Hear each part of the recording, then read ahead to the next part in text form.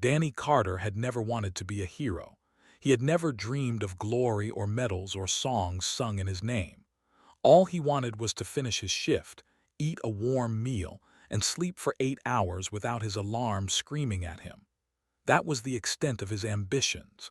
Simple dreams for a simple man living a simple life among the stars.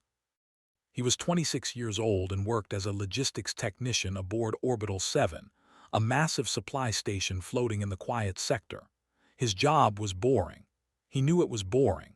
Everyone knew it was boring. He spent 12 hours a day staring at screens, scanning cargo manifests, checking shipment codes, and making sure that boxes of food, medicine, and equipment went to the right places. It was the kind of work that nobody noticed until something went wrong. Danny was good at his job. Not great, not exceptional, but good enough that his supervisors left him alone. He had been doing this work for 4 years, ever since he graduated from a technical school on Mars. He had chosen this career because it was safe. The sector was far from the war. The fighting between humanity and the Dominion happened in distant systems, places with names that Danny only heard about in news reports. Vega, Arcturus, the Broken Line. Those were places where soldiers died. Those were places for heroes and fools. Danny was neither. On the night everything changed, Danny was working a double shift. A woman named, had called in sick, and there was nobody else to cover. So Danny sat at his console, eyes heavy with exhaustion, processing request after request. The coffee machine was broken. The lights were too bright. His back hurt from sitting in the same cheap chair for 16 hours. He was supposed to route himself to the personnel quarters on Deck 12. It was a simple command. He had done it 1,000 times before. All he had to do was enter his identification code, select his destination, and wait for the transport pod to carry him to his bed. But Danny was tired, so very tired, his eyes were blurring. The numbers on the screen looked the same. Deck 12, Bay 12, Shuttle 12. They all blended together in his exhausted mind. He pressed the button. The console beeped. A confirmation message appeared on the screen. Danny barely glanced at it. He grabbed his bag and walked to the transport bay, thinking about nothing except his pillow. The doors opened. He stepped inside the pod. The doors closed behind him. Then the siren started. Danny looked up, confused. Red lights were flashing. A mechanical voice was speaking, but the words didn't make sense. Rapid deployment, combat zone, Vega front, authorization confirmed. He tried to open the doors. They wouldn't move. He tried to access the console inside the pod. It was locked. He banged his fists against the metal walls and screamed for help, but nobody could hear him. The pod was already moving, sliding through the station's launch tubes toward the external bay. Danny felt his stomach drop as the pod shot into space. Through the small window, he could see Orbital 7 growing smaller and smaller. Then there was a flash of light, and the stars stretched into lines, and Danny realized with horrible clarity what he had done. He had not selected Deck 12. He had selected Deployment Shuttle 12. And Deployment Shuttle 12 was headed to Vega, the most dangerous place in the known galaxy. The place where soldiers went to fight. The place where soldiers went to die. Danny sat down on the cold metal floor of the pod and tried to breathe. His hands were shaking. His heart was pounding so hard that he could feel it in his throat. This had to be a mistake. Someone would notice. Someone would turn the shuttle around. Someone would save him. But the shuttle kept flying. The minutes turned into hours. Danny watched through the window as the stars returned to normal, and then he saw it. A planet, brown and gray and covered in clouds of smoke. Even from space he could see the flashes of light on the surface. Explosions, weapons fire, war. The shuttle entered the atmosphere. The pod began to shake. Danny held onto a metal bar and closed his eyes and prayed to every god he had ever heard of. The heat was incredible. The noise was deafening. He felt like he was inside a drum being beaten by giants. Then the pod hit the ground.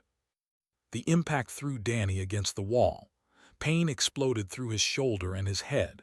For a moment, everything was dark and silent. Then the pod doors blew open, and light and sound and smoke poured in. Danny crawled out of the pod and found himself in hell. The sky was orange and red, filled with smoke and fire. Buildings were burning all around him. The ground was covered with rubble and bodies and broken machines. Somewhere nearby, he could hear screaming. Somewhere further away, he could hear the deep boom of heavy weapons. He had landed in the middle of a forward operating base. Human soldiers were running in every direction, carrying weapons and wounded men. Nobody stopped to look at him. Nobody cared about one confused man standing in the wreckage of a drop pod. Danny stood there frozen. He had no weapon. He had no armor. He had no training. He was a logistics technician in a dirty uniform surrounded by soldiers fighting for their lives. He didn't belong here. He wasn't supposed to be here. This was all a terrible mistake. But the universe didn't care about mistakes. A man ran toward him. He was big and covered in dirt and blood. His uniform marked him as a sergeant. His eyes were wild with anger and fear. He grabbed Danny by the collar and shook him hard. "Who are you?" the sergeant shouted. "Where's your unit?" Danny couldn't speak. His mouth opened and closed, but no words came out. The sergeant looked at him for one long moment. Then he seemed to understand. He had seen this before. Fresh soldiers who didn't know what they were doing. Replacements who arrived just in time to die. The sergeant reached down and picked up a rifle from the ground. He shoved it into Danny's hands. The metal was hot and heavy. Danny had never held a weapon like this in his life. "You're with me now," the sergeant said. His name tag read, "Stay close. Shoot anything that isn't human and try not to die in the first 5 minutes." Then Sergeant turned and ran toward the sound of gunfire. And Danny Carter, the logistics technician who had pressed the wrong button, ran after him. He had no choice. There was nowhere else to go. Danny ran. He didn't think about running. He didn't choose to run. His legs simply moved, carrying him forward through the smoke and fire, following the broad back of Sergeant. The rifle in his hands felt strange and wrong, like holding a snake that might bite him at any moment. He didn't know how to use it. He didn't know if the safety was on or off. He didn't even know which end was which. But he kept running. The base was a maze of broken walls and burning vehicles. Soldiers shouted orders that Danny couldn't understand. Explosions shook the ground beneath his feet. Twice he fell and had to pick himself up from the dirt. His lungs burned from breathing the thick, hot air. His eyes watered from the smoke. Sergeant led him to a trench. It was a long, narrow hole in the ground, lined with sandbags and filled with soldiers. They looked tired and scared and angry. Some of them were wounded. Blood stained the dirt beneath them. Pushed Danny down into the trench and pointed toward the horizon. "The enemy is that way," he said. "When you see something that isn't human, you shoot it. Understand?" Danny nodded. He didn't understand. He didn't understand anything. But nodding seemed like the right thing to do. A young soldier next to him looked over. He couldn't have been more than 19 years old. His face was covered in dirt, but his eyes were clear and bright. "First time?" he asked. "Yes," Danny said. His voice was shaking. The young soldier smiled. It was a sad smile, the kind that people wear when they know something terrible is about to happen. "Me too," he said.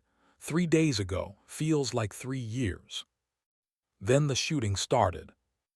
Danny had heard gunfire before, in movies, in video games, in training simulations that he had watched but never participated in, but nothing had prepared him for the real thing. The sound was enormous, a wall of noise that crashed over him and pressed against his chest. He saw flashes of light in the smoke. He saw shapes moving toward them, dark and fast and wrong. Danny had seen pictures of them. Everyone had seen pictures of them. They were tall and thin, with gray skin and long limbs. Their faces had no expression. Their eyes were black and empty. They moved like insects, quick and jerky, and they carried weapons that fired bolts of blue plasma. They were coming, hundreds of them, thousands of them, pouring out of the smoke like a wave of death. The soldiers around Danny opened fire. The noise was incredible.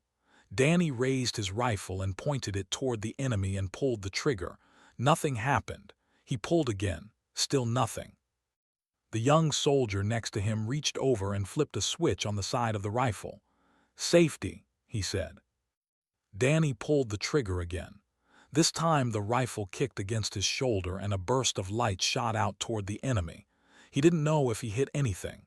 He didn't care. He just kept pulling the trigger, firing into the smoke, doing the only thing he could do. The battle lasted for hours, or maybe it lasted for minutes. Danny couldn't tell. Time lost all meaning. There was only the rifle in his hands and the enemy in front of him and the desperate need to stay alive. Soldiers fell around him. He saw a man take a plasma bolt to the chest and collapse without a sound. He saw another man screaming, holding the place where his arm used to be. He saw things that no logistics technician should ever see. But he didn't stop. He couldn't stop. If he stopped, he would die. At some point, the young soldier next to him was hit. The plasma bolt caught him in the stomach, and he fell back against the wall of the trench. Danny dropped his rifle and grabbed him, trying to hold him up, trying to stop the bleeding. "It's okay," Danny said. He didn't know why he said it. It wasn't okay. Nothing was okay. "Help is coming, just hold on." The young soldier looked at him. The brightness was fading from his eyes. "What's your name?" he asked. Danny Carter." The young soldier smiled again, that same sad smile.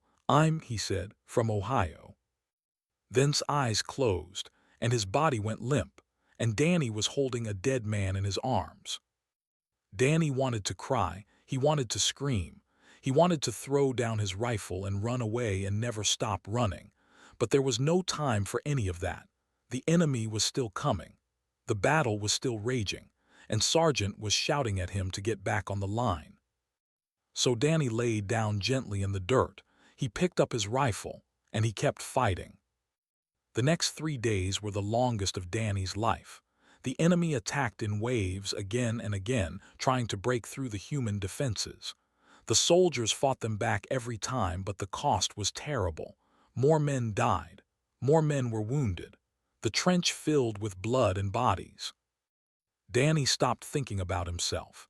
He stopped thinking about his fear. He thought only about the soldiers around him, the men and women who were fighting and dying to hold this line. He carried ammunition when they ran low. He dragged wounded soldiers to cover. He held the hands of dying men and told them that everything would be okay, even though he knew it was a lie.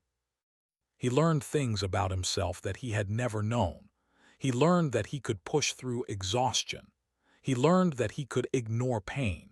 He learned that fear was not something that stopped him, but something that he could set aside and deal with later.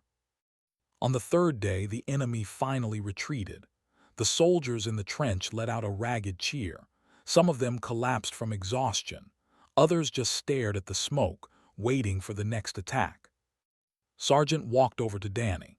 His face was gray with fatigue, and there was a fresh wound on his forehead, but his eyes were sharp and clear.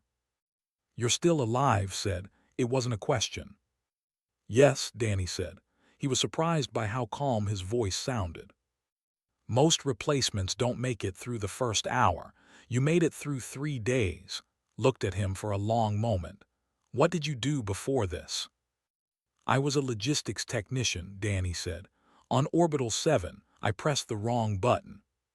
Stared at him, then he laughed. It was a rough, tired laugh, but it was real. "A logistics technician," he said. "Well, Carter, you're a soldier now, whether you like it or not." Danny looked down at his hands. They were covered in dirt and blood.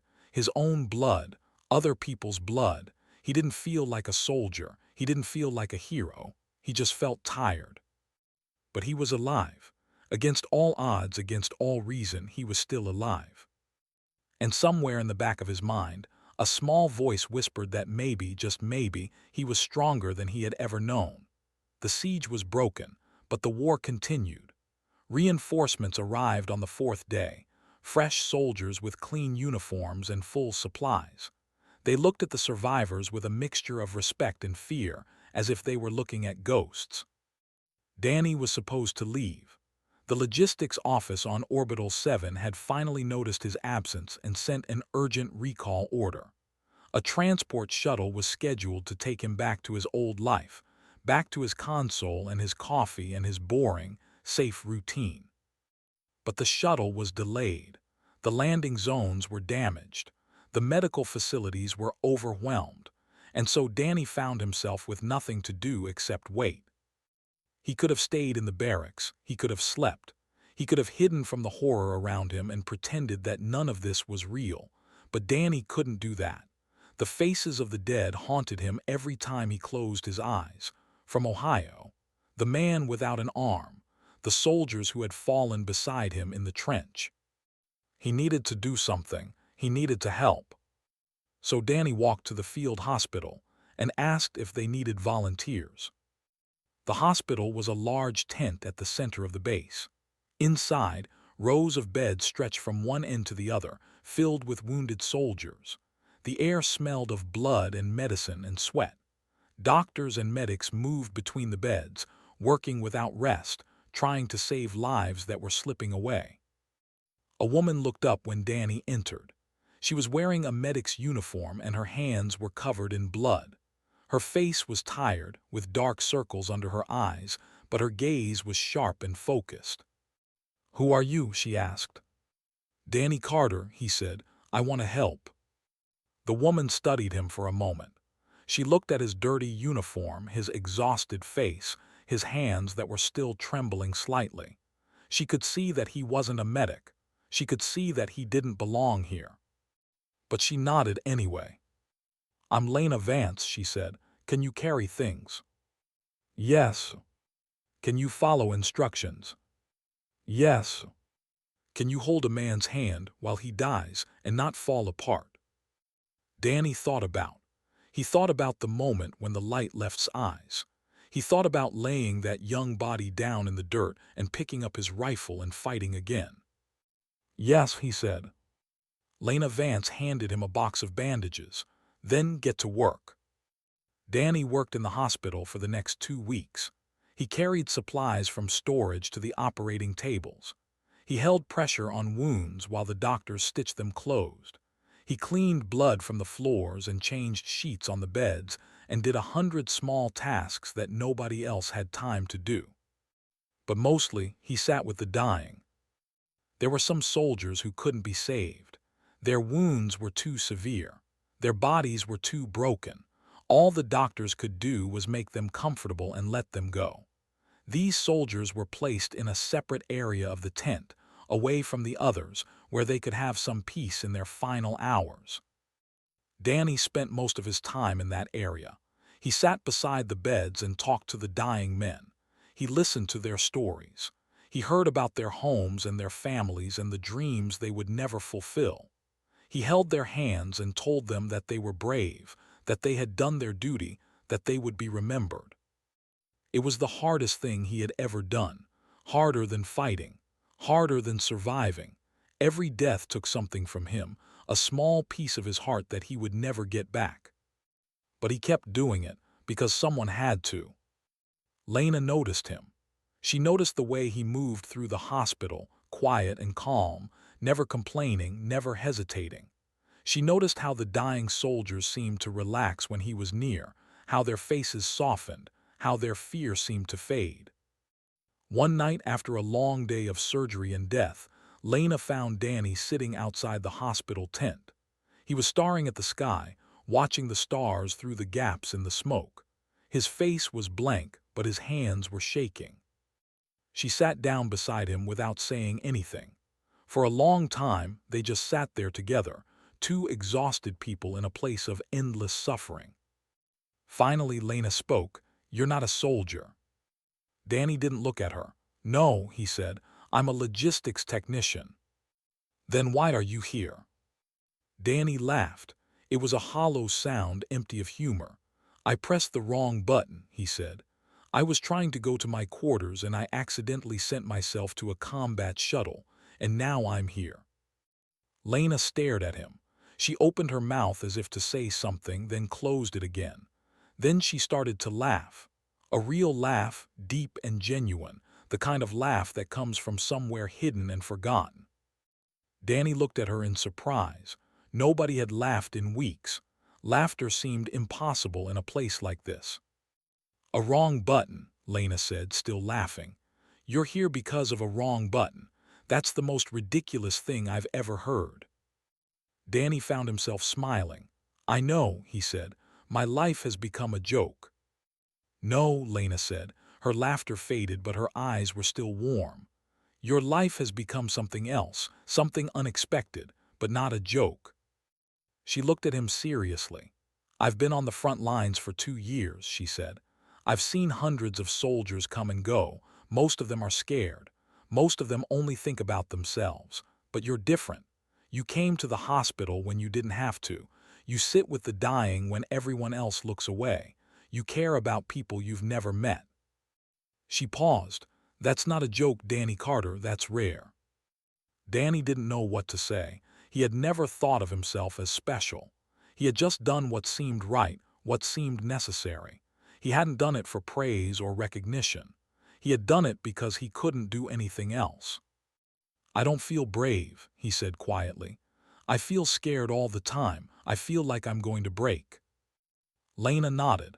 "That's what bravery is," she said. "Being scared and doing the right thing anyway. Anyone can be brave when they're not afraid. Real courage comes from acting despite the fear." They sat together until the sun began to rise. They talked about their lives before the war. Danny told her about Orbital 7, about his boring job and his small dreams. Lena told him about her home on Earth, about the medical school she had attended, about the family she missed. Somewhere in those quiet hours, something changed between them. They were no longer strangers. They were no longer just a medic and a volunteer. They were two people who had found each other in the darkness, who had recognized something in the other that was worth holding on to. Danny didn't know what to call it. He wasn't sure it had a name, but he knew that Lena Vance had become important to him in a way that nobody else ever had. And from the way she looked at him, he thought maybe he was important to her too. 3 weeks had passed since Danny crashed onto this burning world. 3 weeks of blood and death and small moments of connection with a woman who made everything feel less hopeless. His transport back to Orbital 7 had been delayed again and again. Part of him was glad. He didn't want to leave Lena. He didn't want to return to his old life and pretend that none of this had happened. But the war didn't care about what Danny wanted.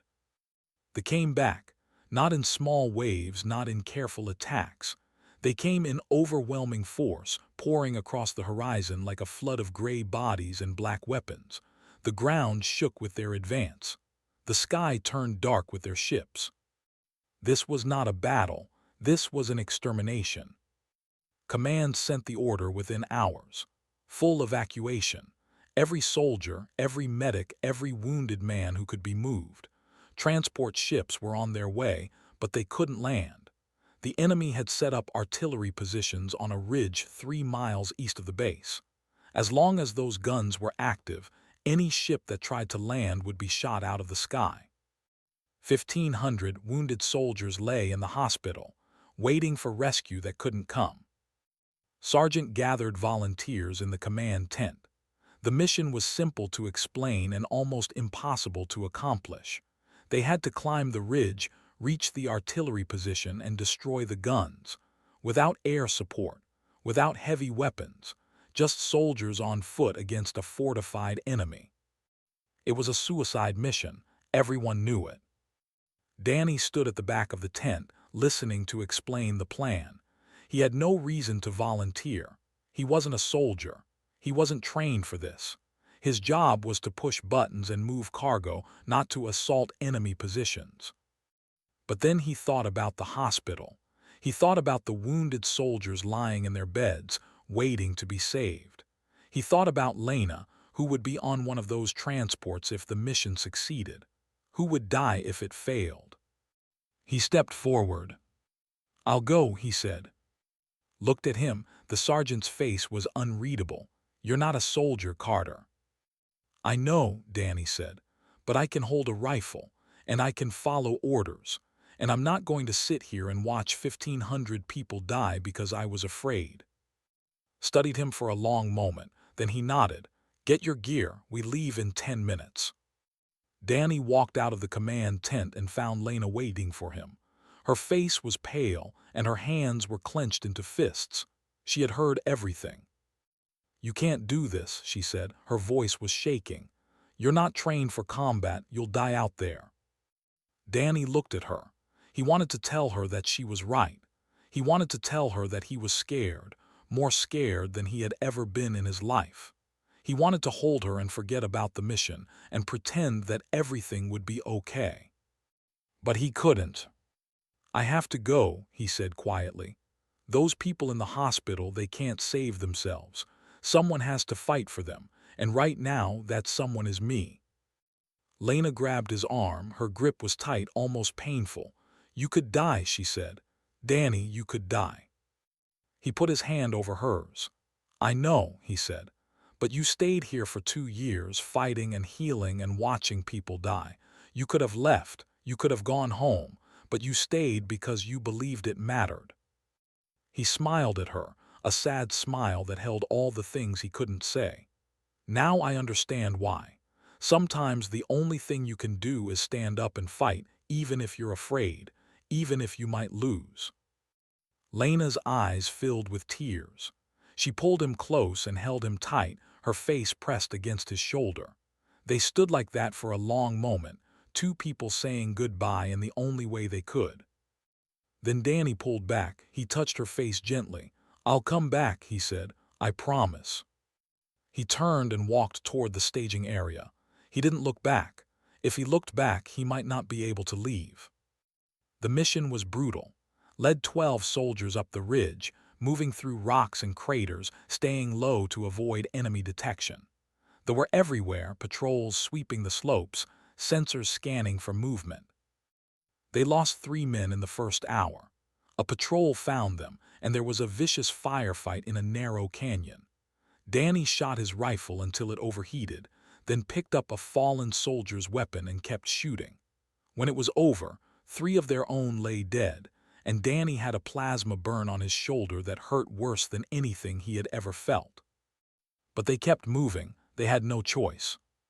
By the time they reached the artillery position, only 7 soldiers remained. The guns were massive, 3 towering structures that hummed with energy and spat death into the sky. They were guarded by dozens of warriors and protected by force shields that blocked conventional weapons. Crouched behind a rock and studied the position. His face was grim. "We can't shoot through those shields," he said. "We need to get inside and destroy them from within." Danny looked at the guns. He looked at the power cables running from the generators to the shields, and suddenly something clicked in his mind. "I have an idea," he said. Everyone looked at him. Danny pointed at the cables. "Those guns are powered by fusion cells," he said. "I worked with similar systems on the supply station. If we can reverse the polarity of the power flow, the cells will overload. The whole thing will explode." Frowned. "Can you do it?" "I think so," Danny said. "But I need to get to the control panel. It's inside the shield." There was a long silence. Getting inside the shield meant running through open ground, past dozens of enemy soldiers, with no cover and no protection. It was impossible. But impossible was all they had left. Nodded slowly. "We'll create a distraction," he said. "Draw their fire, give you an opening." He looked at Danny with something that might have been respect. "Don't waste it." Danny nodded. His heart was pounding. His shoulder was screaming with pain, but his mind was clear. The soldiers attacked. They burst from cover and opened fire, screaming and shooting and drawing every enemy eye. They turned to face them, returning fire with their plasma weapons. And Danny ran. He sprinted across the open ground, ignoring the pain, ignoring the fear. Plasma bolts flew past him. One grazed his leg and he stumbled but kept running. The control panel was ahead, a metal box covered in alien symbols that somehow looked familiar. He reached it. His hands moved over the controls faster than he thought possible. The systems were different from what he knew, but the principles were the same: energy flow, power distribution, load balancing, things he had done 1,000 times on Orbital 7. He found the right sequence. He entered the commands. The machines began to whine, a high-pitched sound that grew louder and louder. Then he ran. The explosion was enormous, a wall of light and heat and sound that threw Danny off his feet and sent him tumbling down the ridge. He hit the ground hard and lay there, unable to move, unable to think. But above him the sky was clear, the guns were gone, the transports could land. Someone was pulling him up. The sergeant's face was bloody and exhausted, but he was smiling. "You did it," said. "You crazy son of a fool, you actually did it." Danny tried to speak, but no words came out. His vision was fading. The last thing he saw before darkness took him was the shape of transport ships descending through the smoke, coming to rescue the people he had fought to save. Danny woke up in a white room. The ceiling was smooth and clean, nothing like the torn canvas of the field hospital. The air smelled like antiseptic instead of blood. For a long moment, he didn't know where he was. Then he turned his head and saw Lena sitting beside his bed. She was sleeping in a chair, her head tilted to one side, her hair falling across her face. She looked exhausted but peaceful, more peaceful than he had ever seen her. Her hand was resting on the edge of his bed, close enough to touch. Danny reached out and took her hand.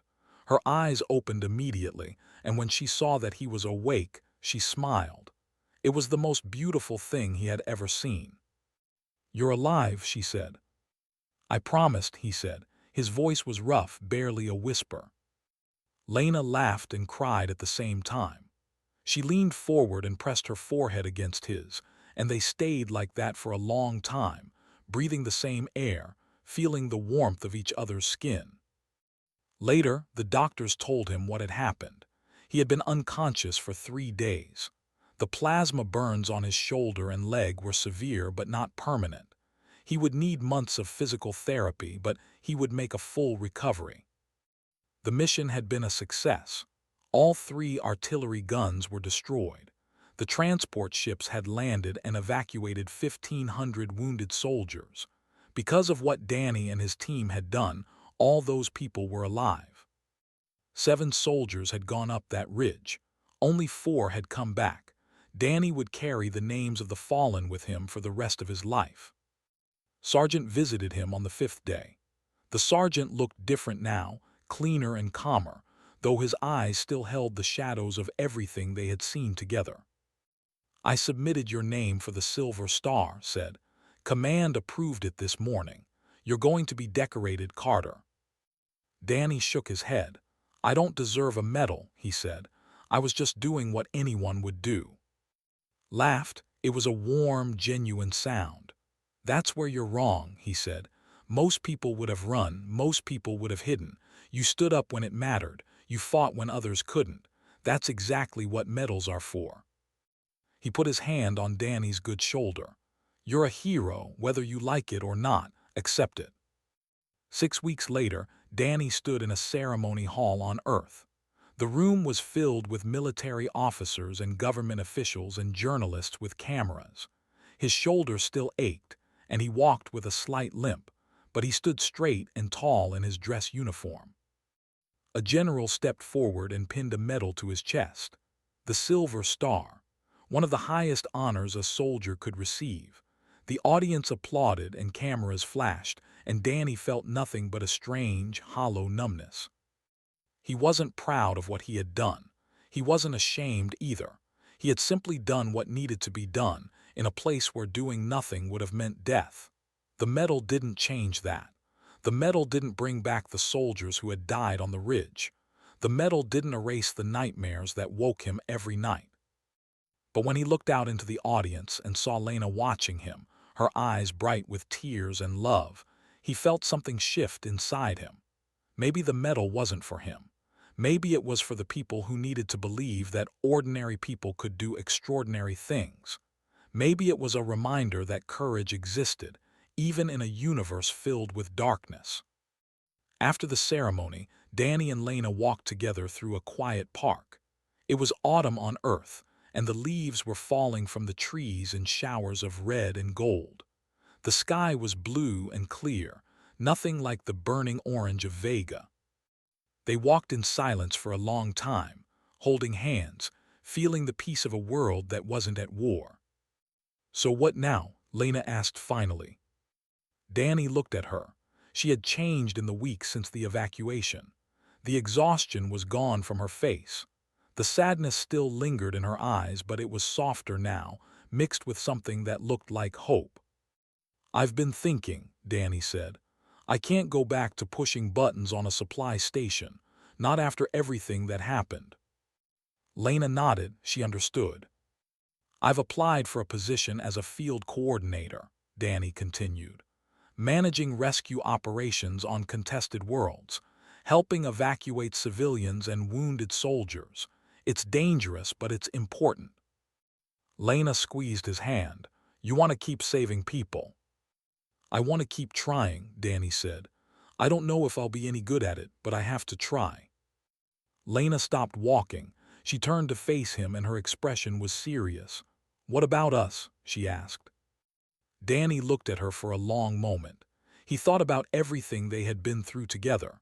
The hospital, the dying soldiers, the night they had spent talking beneath the stars, the fear he had felt running across that open ground, knowing that he might never see her again.